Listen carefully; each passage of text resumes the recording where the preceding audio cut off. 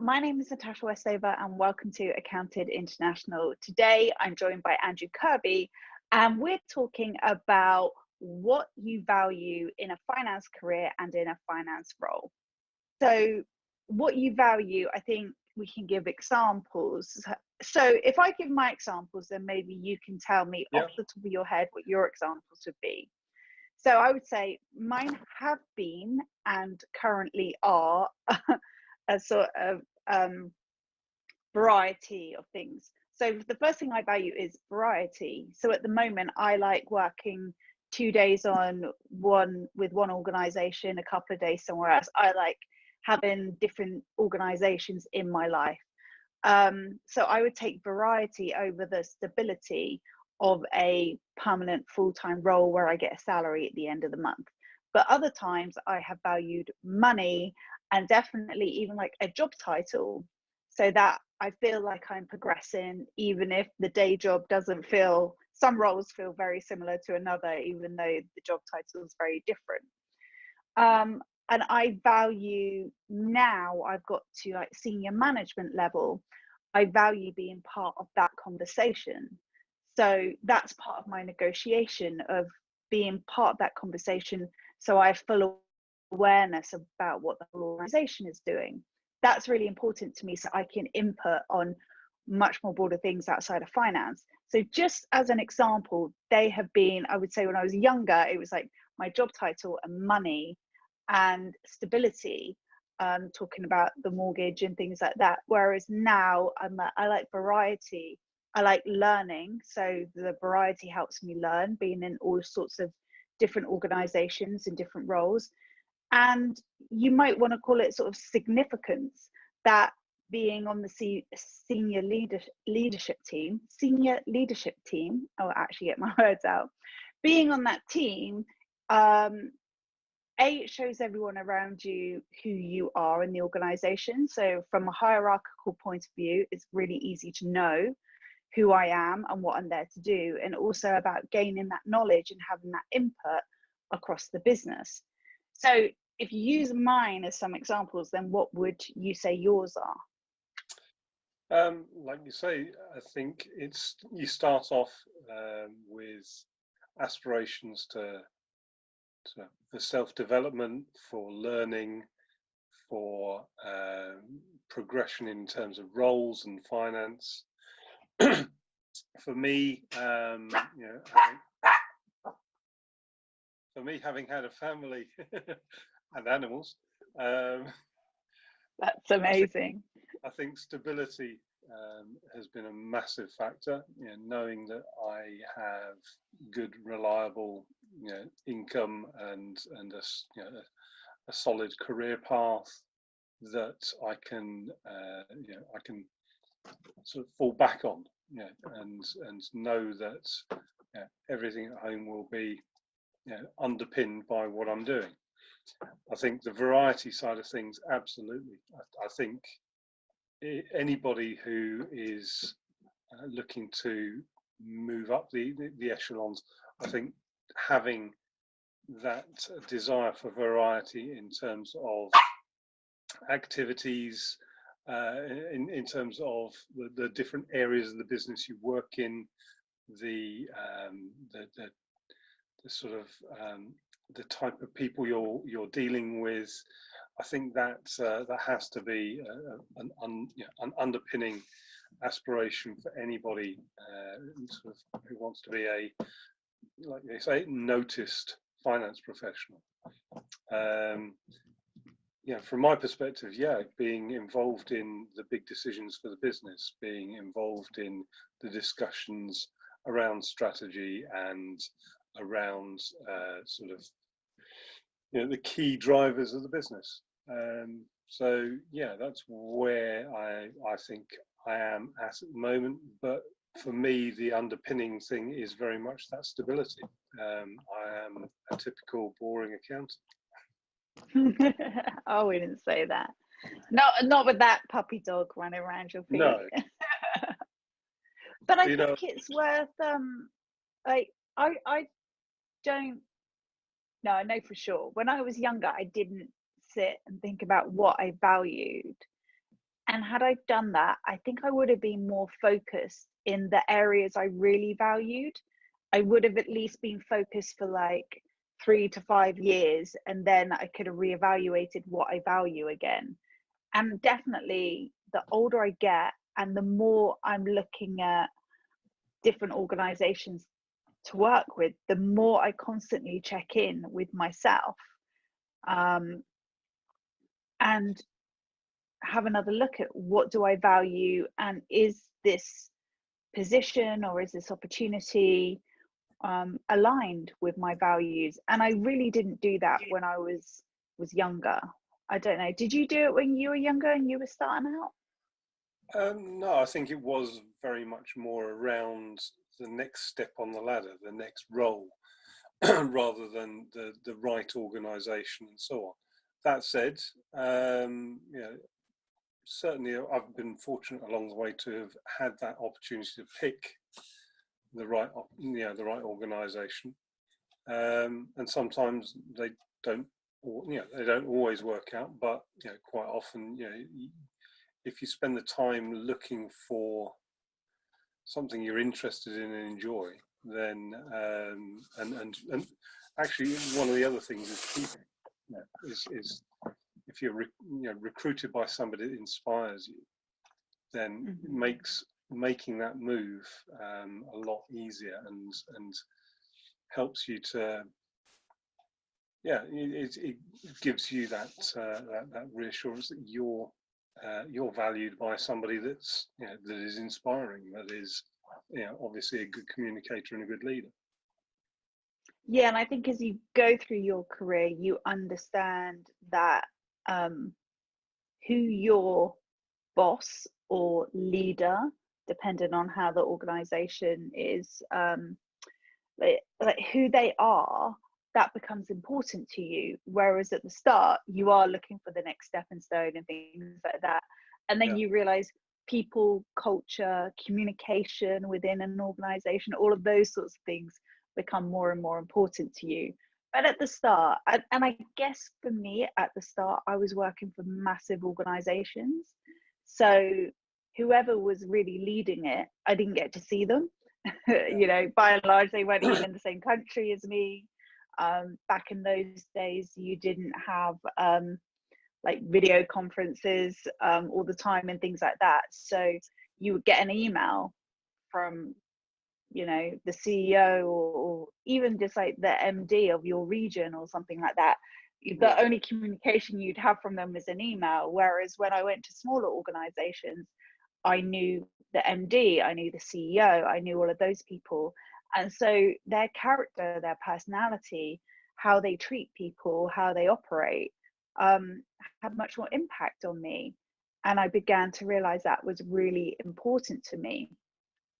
But I think one of the reasons why I wanted us to discuss it is that recently, not only do I value understanding what my values are, and it helps me gain clarity and it helps me make decisions, but I've also put like a committee in place to help me check in with that. And so once a fortnight, with a couple of people I know, I have phone calls with them on the weekends, and we talk about my progress, my focus, what I want to do next, who I need to know, and how I need to be positioned to do what I want to do next. And I've never tried this before, but it's working really well for me. And it's the first time I've actually had almost like an official committee in place, because we're both finance people. So before, I would have just asked my mate Andy about this and that. I would have checked in with my finance friends. But this time I was like, I'm actually not only having lots of different or potentially different finance clients, I'm also working with the charity. This venture that we're doing is something outside of my regular finance work. There's quite a lot going on, and I was like, I want to make sure I progress everything this year. And so I made it official. But and I got the idea from a book I read called, I don't know if you've heard of it, AK. It's called The Third Door, by Alex Benaya. No, not Benaya, Benayan, I think is his name. An American guy. But one of the things he said in the book was, with him and his friends, they sit down, like, I think every quarter, and they're really brutally honest with each other about how they're behaving, what they could have done better over the last quarter, what they did do that was really great. I mean, they have this amazing check-in just amongst their group of friends, and they're not even all in business together. Yeah. And I thought that's such a cool idea. But I kind of made it my own in making a committee. And I think a lot of people already have a lot of people around them who can help. And sort of part of what I'm saying is, it's really worth, no matter where you are in your career, thinking about who can help you, give you some honest feedback, but also who can help you understand your values and help you understand where your focus could be. What do you think? Yeah, I mean, I guess it's one of those things. Yeah, you subconsciously do it yourself anyway. You consider, if you have a level of self-awareness, then you look at what you're doing, whether or not it makes you happy, whether or not it makes it fits in with your personal ethics and personal goals. Yeah, it's one of those things. You do it yourself. You, like you say, you'll chit chat with your friends, family, your spouse, whatever. You know, I don't think it's healthy not to look forward and try and understand where you are on your journey and what you want out of the current role, your next role, and what you currently offer and what you can offer.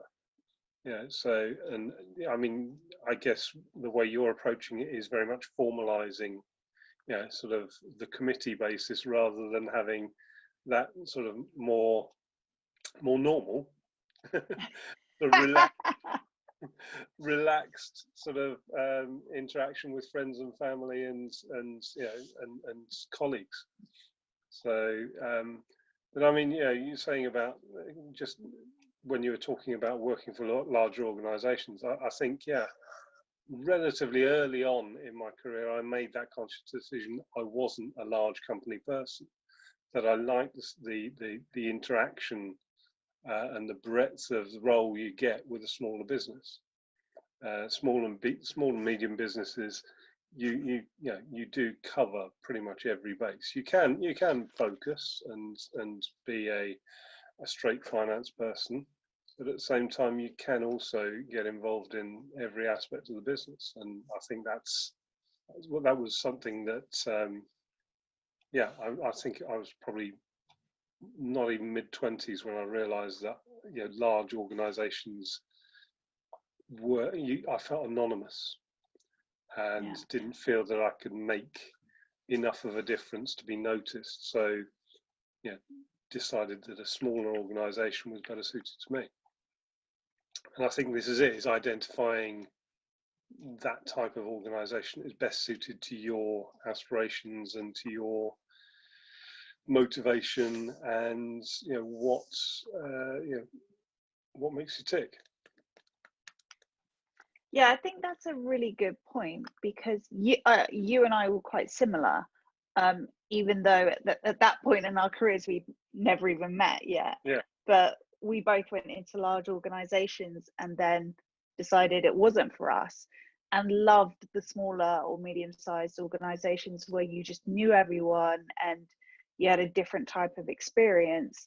And it's a really key thing to think about, like outside of do you value stability, variety, things like that, is when it comes to picking an organization, is it small, is it large, has it been around for 50 years or has it been around for 5 months? They're all different factors to think about, and it is worth thinking about it, even if the thought process is for 1 year I'll try working at a startup, and then for 1 year I'll try working at a large organization, just so you have the comparison, but be intentional with it. And I think had I been more intentional, I probably would have fast tracked through a lot more stuff than it took me like 20 years to sort of reach the place where I was like, oh, I've got a really good idea about what I value and what I want now.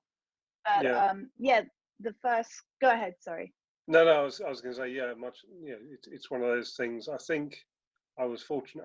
It was relatively early in my career that I realised that large organisation wasn't for me, and the company that I joined, the one we both worked for, I joined them relatively early in the journey, and there was a lot of, it was very fast moving, but at the same time it was small enough to be noticed and to be involved in everything. So I think that was something I identified with, and I've learned a lot from. And then each subsequent role, there has been, there's been just a personal goal, a personal aspiration that I aligned with, and I think I think that's key is understanding. It's the cheesy working out sort of work-life balance and all that stuff. It all has a part to play. For me, having worked for high growth, medium-sized businesses to sort of low growth, stable, very mature, long-established businesses, they both serviced a part of my or sort of helped me to sort of it just helped me to be feel fulfilled at that point in my career. So like you say, it changes throughout. You need to constantly review what it is you're trying to get out of it, and and once you've reviewed what it is you're trying to achieve, you then have to work out how to achieve it. I was just thinking that as you were talking, because I was just thinking, so what would practical advice look like? Because for me, when I'm doing something like I'm doing at the moment, I've got lots of different projects on in lots of different places. Then I need to be checking in quite regularly. So this is like this year, 2019, will be like quarterly check-ins of actually reviewing where I am with stuff, and then obviously fortnightly calls, which with different people. So for me, that means I'm talking about this weekly, and that really works for me. But when I'm in a permanent role, I don't need something like that.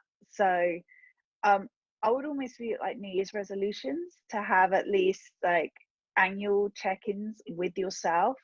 And like, so you would say that you would do that by chit-chatting with your friends as well, right?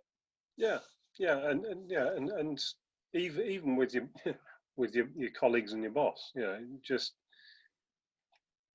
if you're going to stay with an organization, you need to be aligned with what it is they're doing, and that involves conversations with sometimes slightly uncomfortable conversations with the boss, with colleagues, and to help you form an idea of what comes next.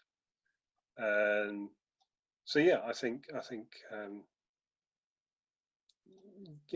colleagues and family, that for me is always a very important thing, is who's most likely to be affected by my decisions other than me. So that's a major consideration.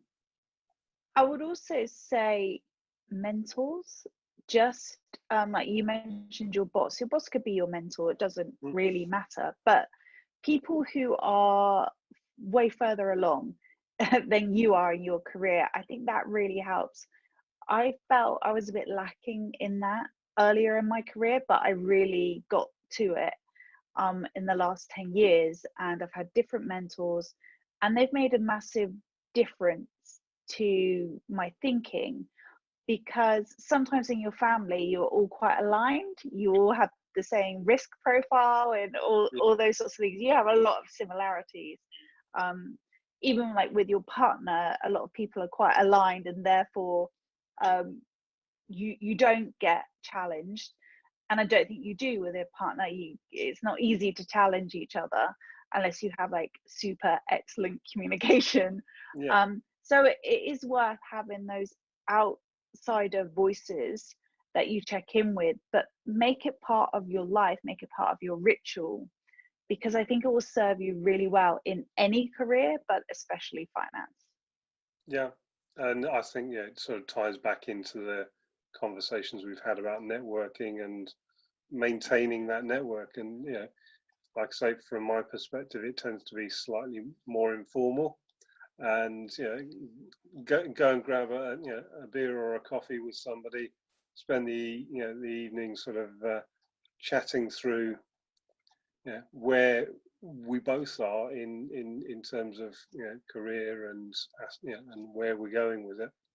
I think, yeah, it's one of those things people do value, that sort of chit chat. Yeah, I think on this one, I'm just a bit more geeky and a bit more structured, or maybe anal in my approach than you are. Well, to be honest, yeah, no, I think it's the fact that you've chosen to spread yourself fairly thinly. Yeah, you've got that many different things going on that you have to have some structure. Whereas, obviously mine, I have, one role, and yeah, everything else is sort of, you know, it's I don't have to run things in parallel quite so much. So I tend to be able to focus on it, and if I have concerns or issues, I can have a chat with somebody about it, and put them to rest or act on them. Yeah, that's true. I think when I realized what I wanted to work on this year, I knew I had to be really organized to A, not kill myself, and B, get to the end of the year and feel like I'd achieved everything I wanted to achieve. Yeah, so there's Um, a level of ruthlessness in there as well. how do you mean? Just being very, very focused, and like I say, ruthless with your time, not necessarily ruthless Okay, as an individual. I'm talking about, just Andrew. just set, like you say, very much, right, this is our slot, we're going to do it, we're going to do it now, rather Yeah. than yeah, well, we'll get round to it, which is more my approach.